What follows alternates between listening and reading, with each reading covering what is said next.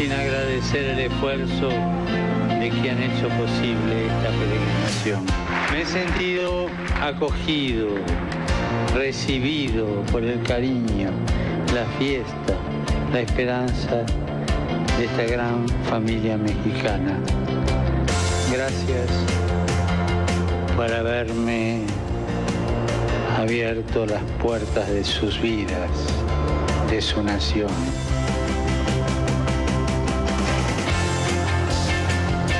Se concluyó la visita de Francisco a México. Hablaremos de ello esta noche y está con nosotros en nuestro estudio de la Ciudad de México Fernando González, que es investigador del Instituto de Investigaciones Sociales de la UNAM, es psicoanalista, es autor de varios libros muy importantes. La voluntad de no saber es coautor de este libro muy importante. Está el de Eutanasia y Nazismo, entre otros, que es el último, que es el que acabas de publicar, sí. Y bueno, muchos otros que forman parte de una contribución muy importante a diferentes temas, y hoy, Fernando, te invitamos a analizar esta visita y sus implicaciones. Está también en este momento nuestro colega Mario González, que ha formado parte de la cobertura especial de CNN con la visita del Papa, y le agradezco a Mario, que se encuentra todavía en Ciudad Juárez, en Chihuahua, que fue este último punto en el norte de la República Mexicana, en donde Francisco pues participó y dirigió varios mensajes. Mario, ¿cuál es tu balance? ¿Cómo lo viste? Cuéntanos. Buenas noches, bienvenido. Hola Carmen, me da gusto saludarte. Pues bueno, ya culmina esta intensa visita del Papa Francisco aquí en México, cerrando, digamos, la pinza de estar tanto en la frontera sur de nuestro país, allá en Chiapas, y ahora estando aquí en Ciudad Juárez, Chihuahua. Se esperaba algunos sectores de que mencione temas específicos como la crisis de la migración, algo que no fue tan específico allá en Chiapas. Aquí lo llamó una crisis humanitaria, la crisis que viven, el viacrucis que viven miles y miles de personas que tratan de un sueño, por llegar a un sueño de cruzar México, y se ven víctimas de la delincuencia, de las desapariciones, de carne de cañón para el crimen organizado, entre otras muchas cosas. Habló también de la deuda que tiene la sociedad con las muertas, las mujeres muertas, haciendo una referencia no directa, pero sí al tema de las muertas de Juárez y de los feminicidios, no solamente en esta región del país, sino supongo también en el Estado de México, donde hay incluso una alerta de género. Creo que el balance es positivo. Creo que muchos sectores se van conformes con lo dicho por el Papa Francisco. Habrá sectores, me imagino, que sienten que hay una deuda por no haber mencionado otros temas importantes, por no ser más frontal con temas como la corrupción y la desigualdad que se vive en nuestro país. Pero creo que el balance ha sido positivo en esta primera visita de Francisco, y nos deja esa imagen, Carmen, del Papa frente a una cruz que se hizo un templete que se realizó ahí enfrente del río Bravo, esta frontera natural que también ha sido fortificada con barreras hechas por el hombre, con esta malla que divide de Ciudad Juárez del Paso, Texas, y mirando hacia los inmigrantes que también estaban del otro lado de la frontera. Hay que decir que esta misa fue seguida por miles de seguidores también allá en El Paso, Texas. En un estadio de fútbol se reunieron para ver la misa del Papa y para ver esta imagen tan simbólica que desde hace tiempo el Papa ya tenía idea de realizar, esta misa binacional y esta imagen del Papa dando una bendición y colocando una ofrenda de flores.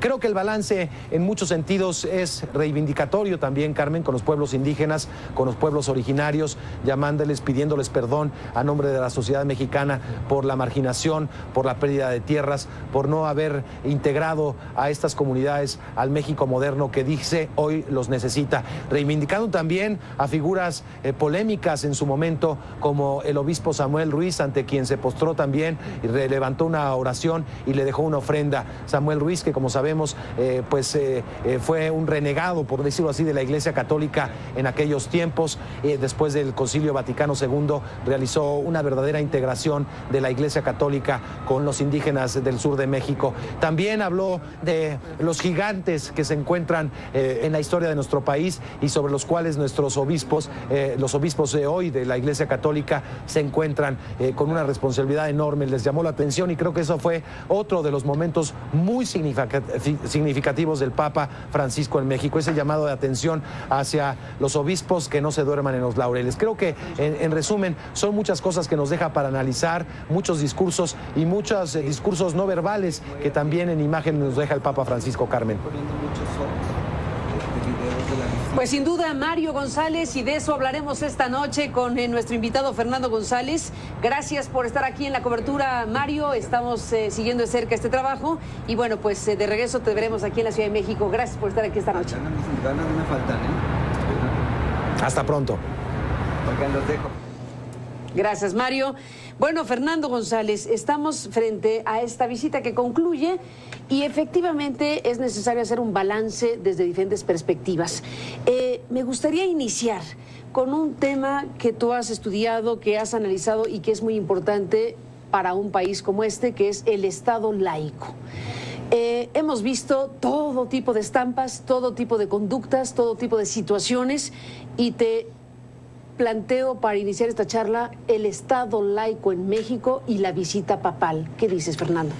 Bueno, me parece que este evento termina un largo ciclo de la transformación del dispositivo de lo que era el Estado laico, la concepción de laicidad estatal en relación con las iglesias y sobre todo con la Iglesia Católica, que era, digamos, que pasamos de una laicidad anticlerical, apuntaba hacia una laicidad aconfesional, que nos ha costado siglo y medio, sangres, 2 guerras, etcétera. Pero lo que pasó en este viaje fue que se produjo un efecto de trastocamiento radical de lo privado, lo público y lo íntimo. Y entonces, digamos, un gobierno priista, me parece el representante del gobierno mexicano que pertenece al PRI y que había sido de la genealogía de los que más cuestionó a la Iglesia Católica en su momento, de pronto le cedió toda una concepción de laicidad que se convirtió en una laicidad procatólica, digamos. Entonces, porque el presidente de la República... Un segundo, perdón. ¿Es factible una laicidad procatólica? Totalmente, en el sentido de que se supone que la laicidad no solo es que la gente conviva en paz y que ¿Respeto el Estado a la libertad de creencias? La libertad de creencia, la libertad de conciencia, sino que además la laicidad, uno de sus elementos fundamentales es que no se privilegia ninguna... Por eso pregunto si es factible una laicidad procatólica. No, una laicidad es... es un contrasentido. Es un contrasentido. Es un contrasentido eso no totalmente. Puede existir. Pero lo que creó el presidente de la República con su acto es un contrasentido. Una laicidad procatólica. Porque fíjate cómo le dijo el presidente Peña Nieto, su visita trasciende el encuentro entre 2 estados. Se trata del encuentro de un pueblo con su fe, su santidad. México lo quiere. Se encontrará con un pueblo orgullosamente guadalupano. Y el Papa terminó en Ciudad Juárez diciendo exactamente, México no se entiende sin la Virgen de Guadalupe. En ese momento el presidente de la República abandona su posición de jefe de Estado laico y se pasa a las filas católicas como un representante de los católicos. Entonces toca un segundo discurso y el Papa no le responde diciendo yo reconozco su investidura de jefe de Estado. El Papa responde diciendo hoy vengo como misionero de misericordia y paz, porque el Papa ocupa 4 posiciones mínimo. Déjame hacer una pausa y regresamos con las 4 posiciones mínimo en un momento más con Fernando González.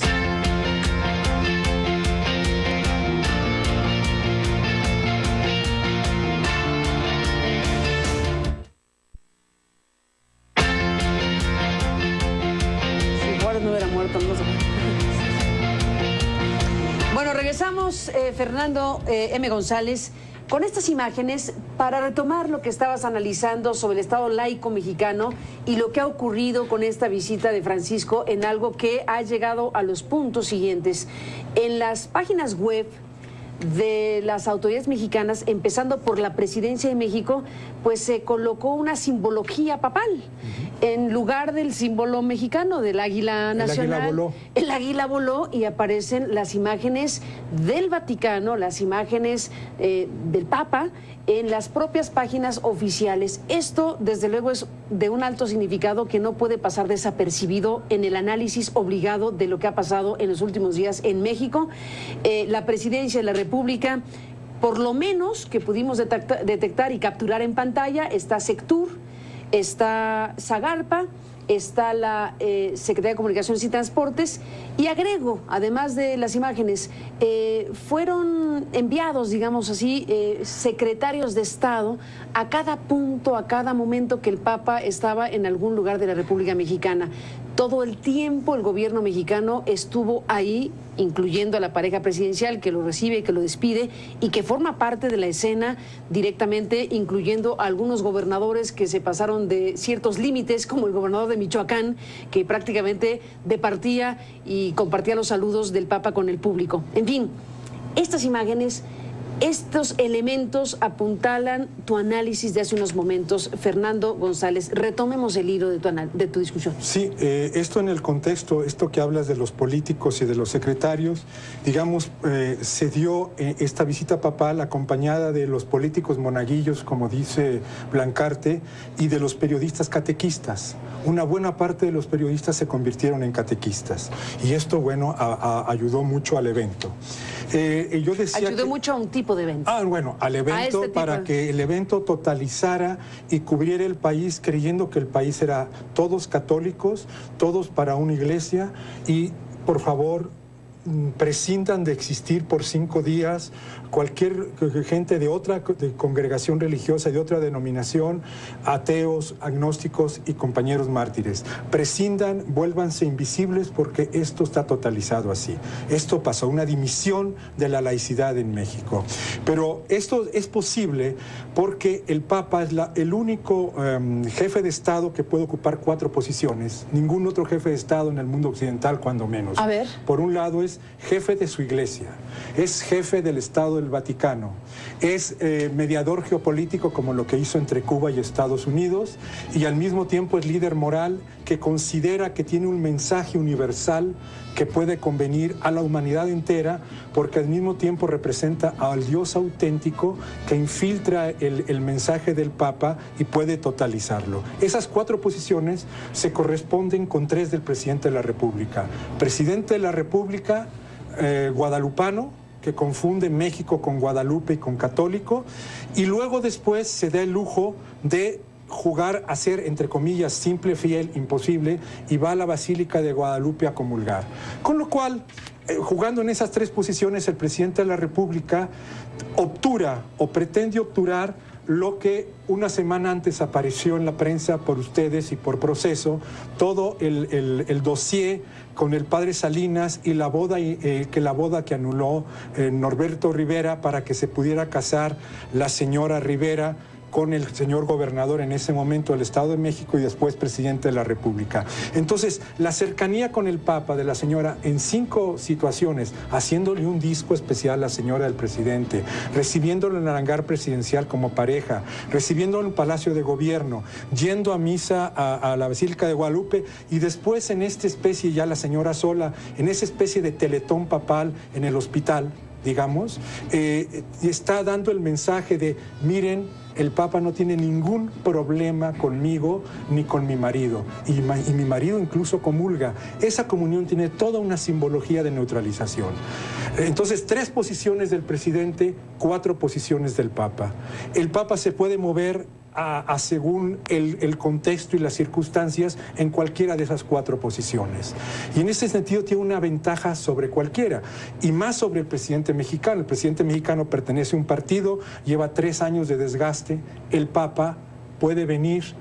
Nomás era cuestión de que no tocara nada de su iglesia, que no tocara nada de la pederastia, de la homosexualidad, de lo del aborto, etcétera, etcétera. Y al mismo tiempo su acuerdo probable con no toco lo de Ayotzinapa, que es el símbolo que se condensa ahí en Ayotzinapa toda la cadena de larga de desapariciones que podemos detectar. El caso emblemático. Es el caso emblemático condensador de toda una cadena de desapariciones en diferentes contextos. Desde el Movimiento de Liberación Nacional en los 60, donde arrojaban gente al mar, hay testimonios. El del movimiento de los años 70, la Guerra Sucia, los pleitos entre narcos matándose, narcos matando a población, y lo de Ayotzinapa. Entonces, es un condensador de toda la larga cadena de desapariciones. Tocar eso era tocar demasiadas cosas de demasiados gobiernos. ¿Por qué lo evitó? A ver, no lo mencionó, no se reunió con nadie relacionado con Ayotzinapa. ¿Por qué no? Bueno, porque se habló. Siendo lo que es el caso emblemático. El caso condensador. Desde luego hay muchísimas otras víctimas, porque Lombardi estaba ya muy enojado, sí, que por 20 veces le habían preguntado de Ayotzinapa y finalmente no hubo ni mención ni reunión con nadie relacionado. A pesar de ser lo que dices, el caso emblemático que condensa un fenómeno extendido en México de las desapariciones forzadas. Porque si habla de Ayotzinapa hubiera tenido que decir lo mismo de los 43 y de tantas gentes en México. ¿Y qué pasa, señores? Aquí hay una supuesta verdad histórica que hizo agua, que se reventó. Señores, ¿qué hacen para averiguar esta situación y el sufrimiento de esta gente? ¿Cómo se las arreglan para hablar de eso? Hacer eso era tocar demasiadas cosas diplomáticas. Pero pudo haberlo, pudo haberlo hecho como lo hizo con otros muchos temas donde habló de varias cosas genéricamente. Pero ahí Ayotzinapa no es genérico. Y decir Ayotzinapa en términos de las familias, cualquier mensaje de un pastor, ¿no hubiera sido pertinente? Bueno, habla de las madres que sufren con los narcos y los muertos, pero habla en sentido muy genérico. O sea, ¿hubiera dolido demasiado hablar de Ayotzinapa? Porque Ayotzinapa es concretar demasiado. ¿Sería poner un dedo en una llaga muy fresca? Y él se pone en un discurso siempre por encima en un discurso genérico que apunta para muchos lados para que cada quien... Es como el discurso a los obispos. Dentro de este dispositivo papanóptico donde todo se confunde, donde todos los espacios están confundidos, esto era un caso para que hablara con su gente, con sus obispos, una cosa interna. Sin embargo, decide que los televidentes veamos un regaño supuesto a los obispos. Y hay una contradicción en el mismo discurso. Peleense como hombres. Peleense como hombres de frente y díganselo a la cara. Si hubiera sido el discurso coherente, él te hubiera tenido que decir, como hombrecito les voy a decir, tú y tú, en esto estoy en desacuerdo contigo. Pero decir, peleense como hombres, díganselo de frente, no le teman a la transparencia, es volver a jugar a lo genérico, apuntando a que le está diciendo a alguien concreto. Y alguien lo va a entender. Pero al final hubo muchos... Te lo digo a tú, mi Juan, para que lo entiendas tú, mi Rivera, y todos se fueron con Rivera. No puede ser. Eso no es de hombres, como diría el Papa. Hombres de fe. Hombres de fe, claro. Hubo muchos sacos y pocos que se los pusieran. Así es. Ese es el tema. Pues sí, tiró en genérico, hay que cada quien recibe el mensaje. Si él hubiera sido fiel a sus palabras, hubiera tenido que concretar. Y concretar hubiera sido una escena privada para podérselos decir cara a cara. Decirlo en público para que yo, televidente desde mi casa, me esté enterando, interprete una vez más a la imagen de lo que se me ocurre en ese momento, no me parece que sea correcto. Pero eso es parte del dispositivo papanóptico, hacer que todo aparentemente esté en la transparencia, y no es cierto. Está lleno de lenguajes cifrados, de varios niveles del mensaje, y deja todo un ámbito a la interpretación de los intérpretes aztecas y toltecas y náhuatl.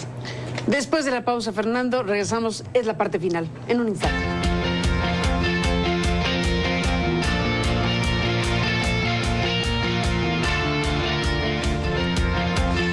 Entramos en la parte final escuchando este análisis crítico de la visita de Francisco a México en estos días. Volvemos en un instante.